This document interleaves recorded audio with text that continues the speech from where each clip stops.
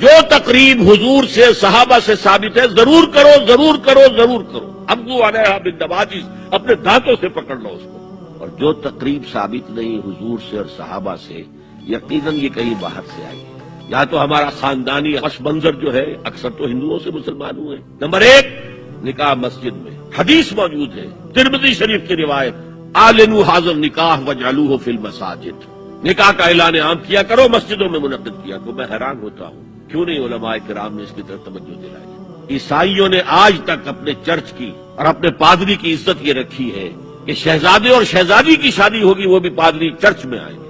Number 2، نکاح کے موقع پر کوئی دعوت طعام نہیں، کوئی ثابت نہیں، دعوت طعام صرف ایک ہے، وہ ولیمہ ہے۔ اور اس قدر معقول بات ہے، سب باپ اپنے سینوں پر ہاتھ رکھ کر سوچیں اور میری بات سنیں، کیا بیٹی کو گھر سے رخصت کرنے کا وقت جو ہے وہ خوشی کا وقت ہوتا ہے؟ خوشی نہیں ہے ماں، صرف یہ ہوتا ہے سائی آف ریلیف کہ ایک ذمہ داری کا بوجھ تھا، اللہ نے آج پورا کرا دیا۔ تو ان سے مرغ پلاؤ کھانا اور متنجن کھانا وہ معقول بات نہیں ہے۔ معقول بات کیا ہے؟ لڑکا اس کا گھر آباد ہوا ہے، وہ ولیمہ کرے، اس پر باقاعدہ احادیث اولبو ولو بشاۃ، ولیمہ ضرور کرو چاہے ایک ہی بکری ہو تمہارے پاس، ذبح کرو، کاٹو، کھلاؤ۔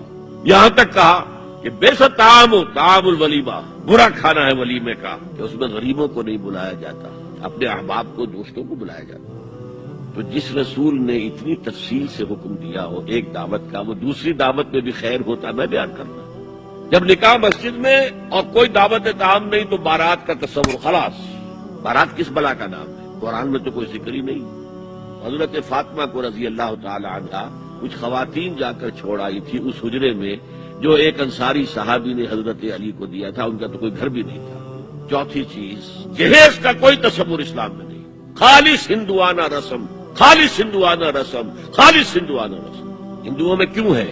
وہ اس لیے ہے، معقول بات ہے کہ لڑکی کا وراثت میں کوئی حصہ ہی نہیں، وہ تو جب گھر سے نکل رہی ہے وہ دے دلا کے رخصت کر دو، دان دہیج، یہ خیرات ہے، لڑکی کا حق کوئی نہیں ہے گھر پر۔ اسلام میں تو لڑکی وارث ہے، والد فوت ہوں گے وراثت تقسیم ہوگی، والدہ فوت ہوگی ان کی ہے ملکیت وہ تقسیم ہوگی۔ شادی کے موقع پر کوئی جہیز اسلام میں نہیں، قطعاً نہیں۔ شادی کو آسان کرو، زنا کو مشکل بناؤ۔